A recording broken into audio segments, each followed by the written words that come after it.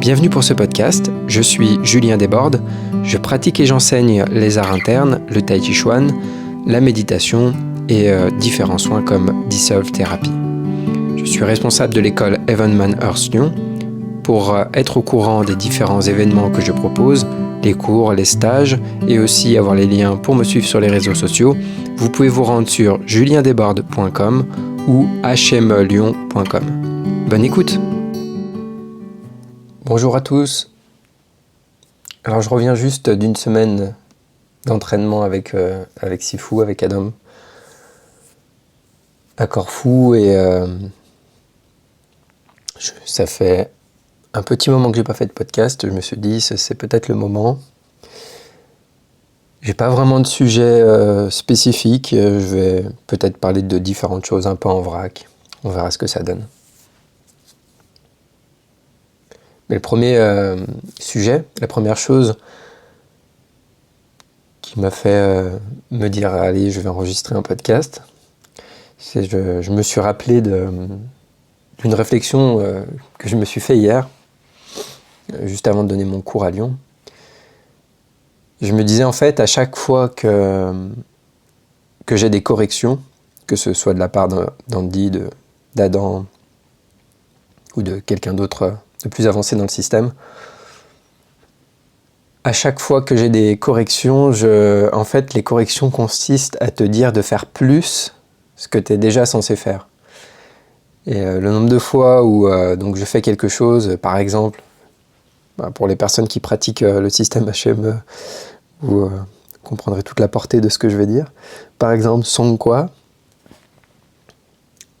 Et en fait, tu le fais, mais on vient te corriger et on te dit Song Kwa. Et en fait, toi, tu le fais, mais on te dit quand même Song Kwa. Et là, en fait, ok, mais plus. Et que ce soit surtout Andy ou Adam qui me fait faire quelque chose et qui me dit plus. Et je crois qu'en fait, presque toutes les corrections que j'ai eues consistent en fait à me faire faire plus ce que je pense déjà faire. Voilà, c'était juste, c'est assez marrant, mais que ce soit être dans ses pieds, Song Kwa, ouvrir Yao, avoir la tête suspendue, enfin les choses qui sont basiques en fait, mais qui sont pas si basiques, enfin qui sont basiques mais qu'on n'a jamais fini d'approfondir. Et surtout, c'est souvent une histoire de je pensais le faire et c'est pas assez. Encore plus. Et on a besoin en fait de quelqu'un d'extérieur qui vient nous le faire faire encore plus. Qui vient nous dire non, encore plus. Et je pense que c'est un peu la même expérience de personnes qui vont venir prendre des cours avec moi ou faire des stages. Donc des personnes qui, par exemple, suivent les cours en ligne et n'ont jamais eu de correction directe ou quoi. Et je pense que c'est un peu la même chose. Ce qui permet d'aller plus loin dans son corps, plus loin dans le fait de faire vraiment l'instruction qui est donnée, d'aller plus loin dans la perception et la mobilisation à l'intérieur. Et ça réinforme le système pour qu'après, quand on retourne chez soi, on peut aller un peu plus loin, quoi. C'est difficile tout seul de trouver la même intensité qu'on a quand on est en stage, quand on est accompagné, quand il y a quelqu'un qui nous pousse à aller plus loin. Donc voilà, c'était la première réflexion que je me faisais. Et là, je reviens donc d'une semaine et de repratiquer hier matin quand je me suis entraîné tout seul. Ça fait une sacrée différence, quoi. Enfin, c'est à chaque fois, à chaque stage. Après, ça dépend d'où on en est, de ce qu'on est en train de travailler, du système qu'on est en train de travailler, etc. Et donc là, comme je découvre de nouvelles choses, c'est une nouvelle étape en fait où ça me fait aller encore plus loin et ouais, c'est chouette. C'est magnifique le tai chi, la subtilité, la profondeur. J'ai l'impression d'être au début, mais et je me souviens quand je pratiquais dans une autre école où je trouvais ça waouh, c'est super subtil, incroyable, etc. Et quand je vois la différence dans la manière de faire et dans ce que ça connecte dans le corps, dans les tissus, notamment les fascias, et la manière de les mobiliser, etc., ça a tellement rien à voir là. Et c'est là où je vois aussi de plus en plus, j'ai toujours vu l'intelligence et la force du système, mais c'est normal que plus on a l'expérience et surtout plus on avance dans le système, plus on se rend compte avec quelle intelligence, je dirais, Sifu a construit sa méthode étape par étape. Donc on commence par le système de Wang Chunxian et on développe. Donc c'est fait pour développer un haut niveau de Song. Comme il le dit, ce premier système peut suffire pour la majorité des gens, puisque franchement, on peut être absorbé dans ce système pendant toute sa vie, il y a de quoi faire. Mais si on veut aller plus loin, il y a le deuxième système, puis ensuite il y aura le troisième. Et l'intelligence d'avoir ce premier système qui te permet vraiment de développer Song à un certain niveau, de transformer le corps à un certain niveau, de trouver les bonnes commandes dans le yi, la bonne attitude, le bon état d'esprit, mais à un niveau assez fort, assez puissant, pour que si jamais on veut aller dans justement un système plus complexe, ça repose sur ses bases. J'en parlais justement hier avec une élève qui me demandait, qui me posait des questions sur le deuxième système, et je lui disais, ouais,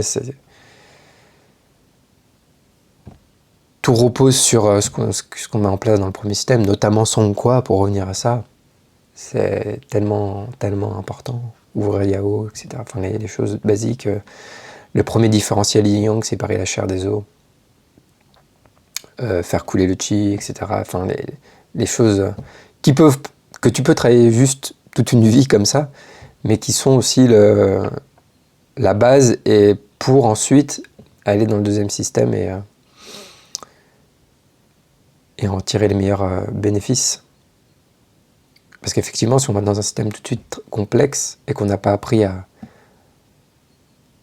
développer ce niveau de Song avant,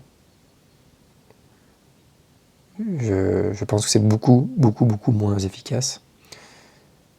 Surtout vu le nombre de choses et le nombre de détails qu'il y a. Je pense que de passer vraiment du temps, des années, à se focaliser sur Song, à travers quand même un système où il y a quand même des choses... c'est pas juste Song, c'est bien plus détaillé que ça, mais on se focalise vraiment essentiellement là-dessus, structure et Song. Pour toute compétence, le fait de passer du temps et des années avec l'esprit absorbé dans ces choses-là, ça me semble important. Parce qu'après, c'est difficile quand on va dans des choses plus complexes de garder le même niveau de Song et de ne pas repartir dans des tensions, etc.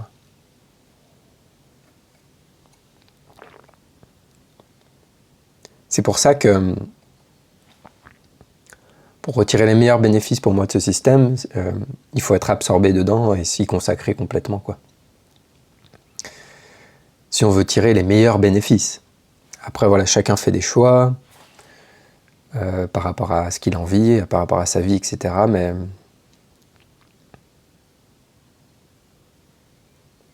honnêtement, si vraiment on veut que ce que Adam nous transmet porte les meilleurs fruits, nous donne les meilleurs fruits, le plus on est absorbé vraiment dans ce système, le plus on a cette cohérence, et le mieux c'est. En fait, je vois des fois des gens, ça m'arrive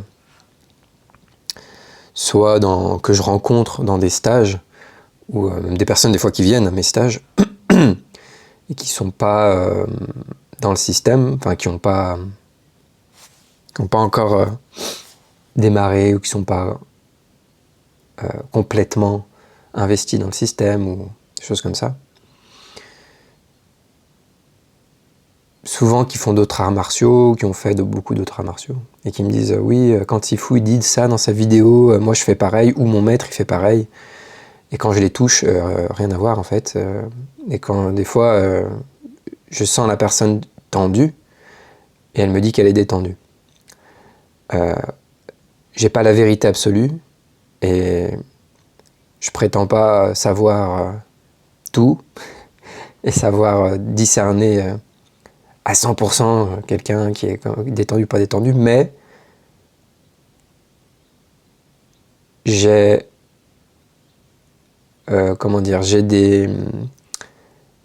j'ai un moyen de comparer avec l'expérience, puisque j'ai touché Sifu de nombreuses fois, Andy de nombreuses fois. Donc j'ai une expérience assez concrète de qu'est-ce que c'est de quelqu'un qui song à un certain niveau, voire même des collègues, des personnes moins avancées, hein, pas forcément au niveau de Andy ou Sifu, mais disons que j'ai eu de contact avec assez de gens dans ce système, notamment qui sont song, pour savoir qu'est-ce que c'est à peu près la qualité de song quand je la touche de quelqu'un d'extérieur. Hein. Et j'ai touché assez de gens qui ne sont pas song, qui génèrent de la puissance, voire même de la puissance interne, mais pas song.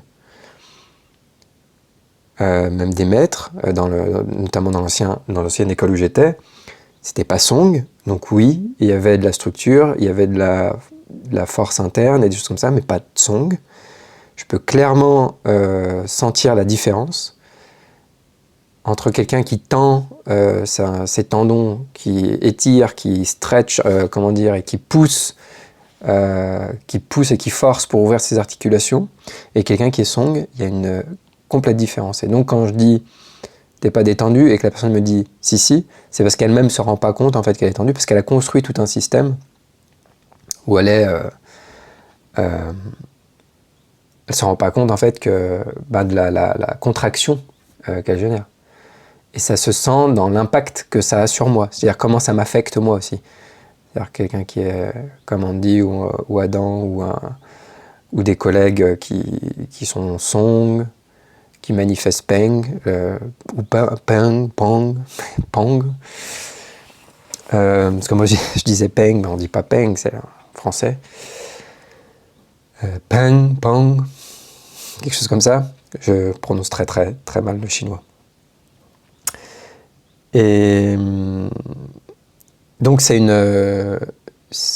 une qualité, une manière de m'affecter particulière qui est spécifique, et voilà, je peux le mesurer à ça.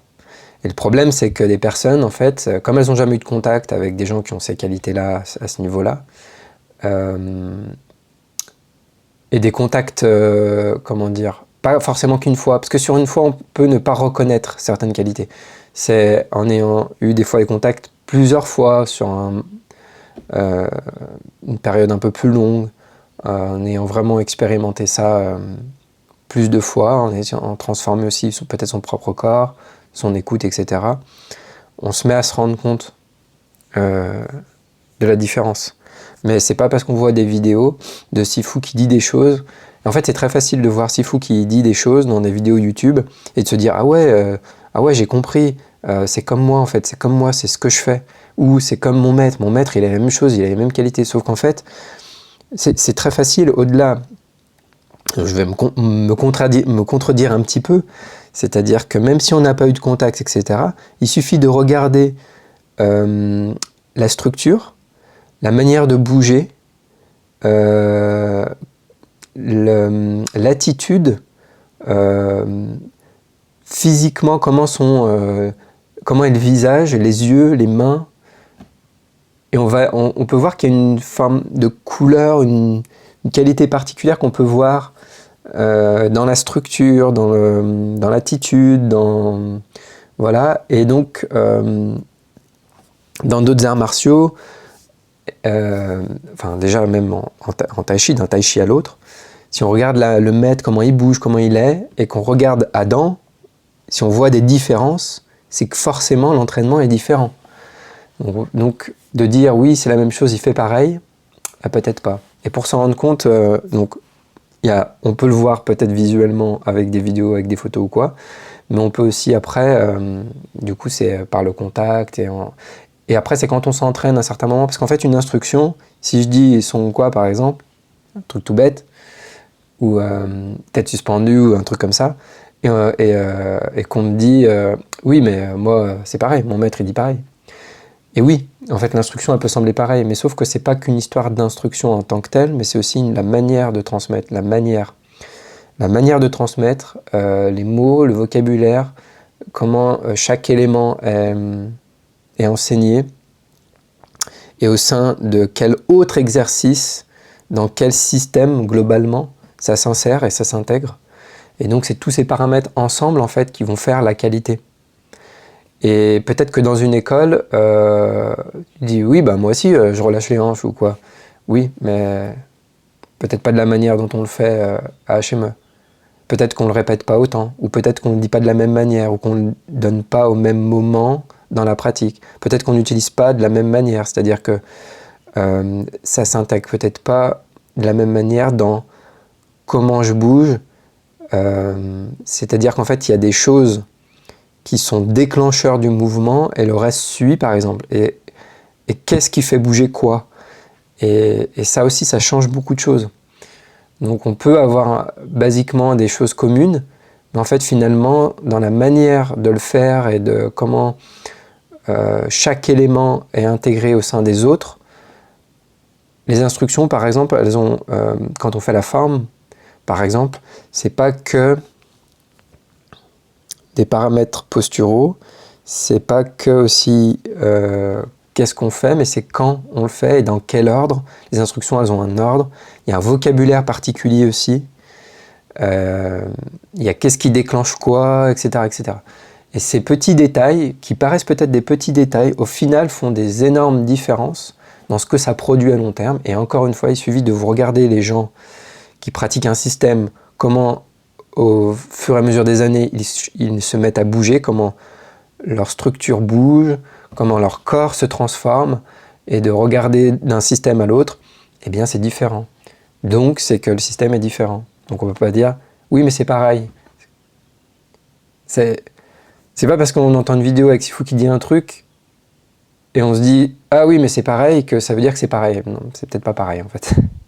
Et vraiment pour s'en rendre compte, il faut au minimum avoir déjà rencontré Sifu peut-être, je dirais, et avoir fait au moins un stage, quelque chose comme ça, et au grand minimum, mais en fait ça peut prendre quelques mois, quelques années pour commencer à vraiment se rendre compte, oh mais en fait non, ça n'a rien à voir.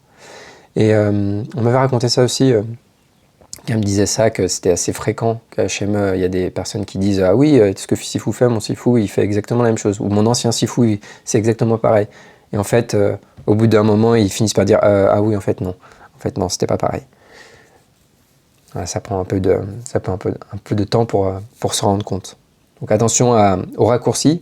Le problème avec ça, en fait, c'est que si je dis « Ah, mais quand Sifu dit ça, c'est exactement ce que je fais déjà », ou ce que je faisais déjà, ou ce que mon ancien maître me faisait faire ou quoi, comme on croit que c'est la même chose, on va répéter la même chose et on va s'empêcher de découvrir quelque chose de nouveau. On va s'empêcher d'entraîner le corps à faire quelque chose d'autre. Donc c'est une forme d'interprétation raccourcie qui est un frein pour la progression.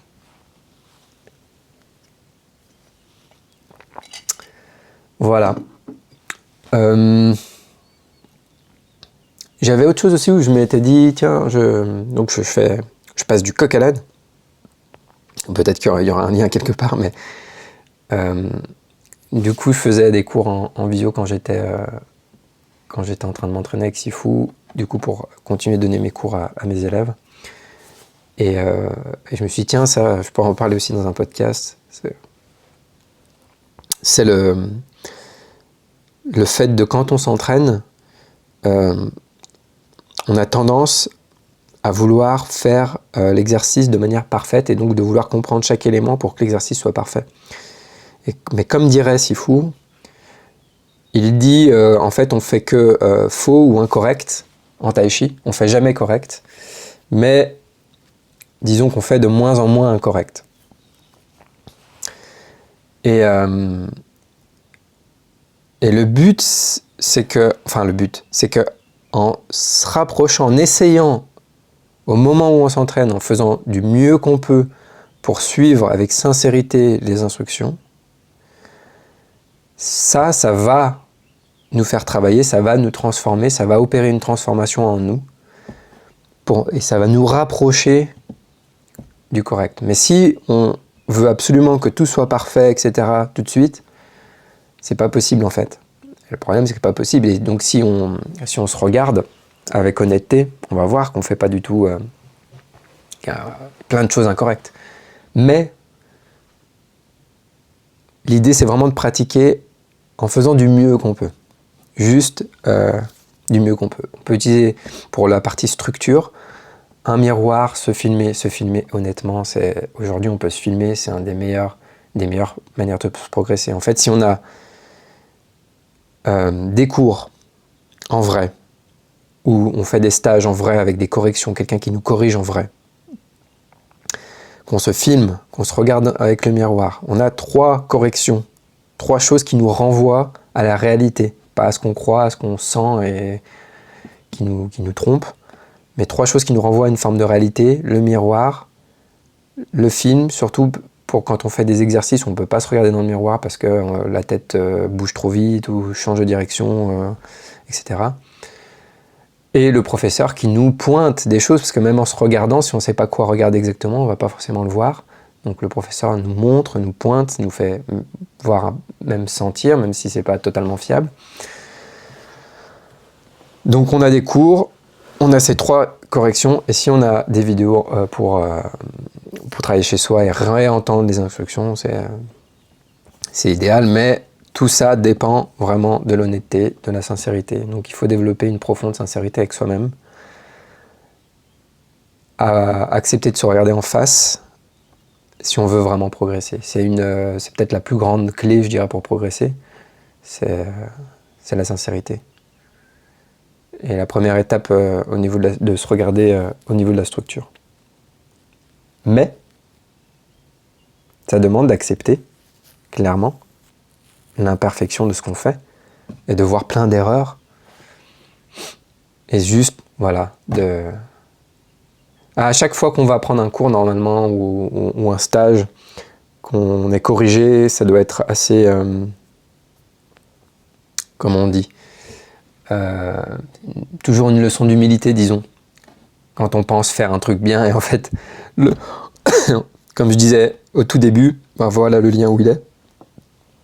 Au tout début, je disais, à chaque fois que je fais un stage, je suis corrigé, en fait, c'est de me faire plus ce que je suis censé faire. Et donc des fois, on est focalisé sur un truc, on est là, à fond en train d'essayer de faire ce truc-là, et on commence à se dire « Ah ouais, je crois que j'ai le truc et tout », et là, il y a quelqu'un qui vient et qui nous corrige, et qui nous corrige exactement ce qu'on pensait bien faire. Et en fait, on se rend compte « Ah non, pas encore, tu le fais pas encore assez. Encore plus, encore plus, encore plus. » En fait, si on part du principe que toujours plus, on peut toujours être mieux aligné, on peut toujours plus relâcher, toujours plus songuer, toujours plus faire telle ou telle chose, toujours avoir la tête plus suspendue et quoi plus assis. Donc, juste ok. Et si on a cette humilité, cette sincérité, à chaque fois qu'on vient nous corriger, on est content. Et voilà, on fait du mieux qu'on peut. C'est normal, en fait. Vraiment, si on pense qu'on fait un exercice parfaitement, c'est qu'on passe à côté de l'exercice. En tout cas, dans ce qu'on fait ici. Et donc, c'est pas le fait de faire l'exercice parfait qui est si important, mais d'essayer de le faire au mieux qui va faire les transformations.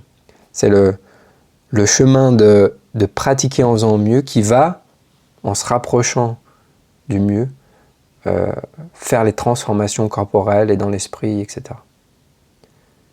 Et donc, quand je disais tout à l'heure aussi les différences qu'il y a entre, par exemple, Sifu qui va dire quelque chose et quand on pense qu'on faisait la même chose ou qu'un notre maître dit la même chose, fait la même chose, etc.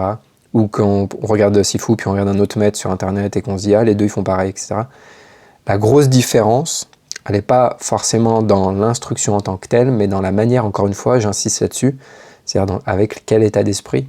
Et ça, pour sentir ça, il faut avoir un contact avec des enseignants, avec dans Wandi ou d'autres enseignants qui incarnent ça. Quand on fait des self-thérapie, par exemple, ça nous fait toucher quelque chose de particulier dans l'état d'esprit qui donne cette couleur particulière à l'enseignement de HME. Et au bout d'un moment, on touche un petit peu ce truc de l'état d'esprit et la manière de transmettre qui porte cet état d'esprit, à quel point c'est important et à quel point ça va faire la différence dans la manière d'intégrer les exercices et de transformer pas seulement son corps mais aussi son esprit. Et bien sûr le chi qui est entre les deux. Voilà. Petit podcast qui est parti un petit peu dans diverses directions.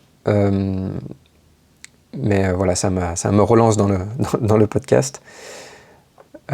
Encore une fois, si vous avez des questions sur le système HME, Adam Misner, le Tai Chi, des choses comme ça, n'hésitez pas à me contacter, à m'écrire, à me poser ces questions. Parfois, encore une fois, ça me donne des idées de podcast et ça me permet de répondre plus facilement en développant un petit peu en parlant, qui est la parole étant plus facile pour moi que d'écrire, notamment parce que j'ai moins l'impression de perdre du temps, alors qu'au final, quand même, ça me prend du temps de parler, mais c'est un média qui me correspond plus.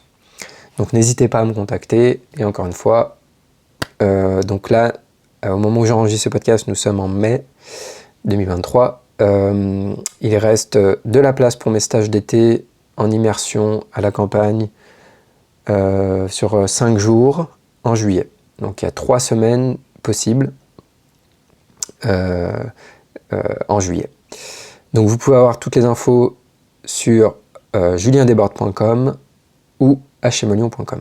Et aussi, il va y avoir des workshops avec Andy, alors pas en France, il va y avoir en Italie et à Londres, de Tai Chi, il va y avoir des workshops Dissolve à Bruxelles et à... où ça? Et en Suisse, bien sûr. Dissolve Thérapie avec Andy, ça c'est les workshops. Et pour Dissolve aussi, j'ai 2 stages de 3 jours en juin, 3 jours Dissolve. Donc pareil, en immersion, à la campagne, tranquille. Et quoi d'autre? Donc de toute façon, pour tous mes stages, tout ce que je propose moi, hein, c'est sur mes sites. Et ensuite, donc pour les stages organisés qui sont organisés par HME, c'est-à-dire les workshops avec Andy ou avec Sifu, ou il y a aussi des workshops, si vous écoutez, que vous parlez français et que vous êtes aux États-Unis, il y a des workshops avec Curtis, des workshops de 4 jours, il me semble. Curtis, c'est le premier disciple de Sifu. Tout ça, vous avez ça sur heavenmanearth.com, qui est le site officiel. Il y a dans l'onglet workshop, il y a tous les workshops. Pour les workshops avec Andy de Dissolve, c'est sur le site dissolvetherapy.com. Aussi, si vous connaissez le Chi, Bone Setting, je propose ça aussi. Donc si vous êtes en France et que vous souhaitez avoir une séance ou plusieurs séances, vous pouvez aussi regarder sur mon site. Et voilà, je crois que j'ai tout dit. Eh bien écoutez, à bientôt et bonne pratique à vous. Au revoir.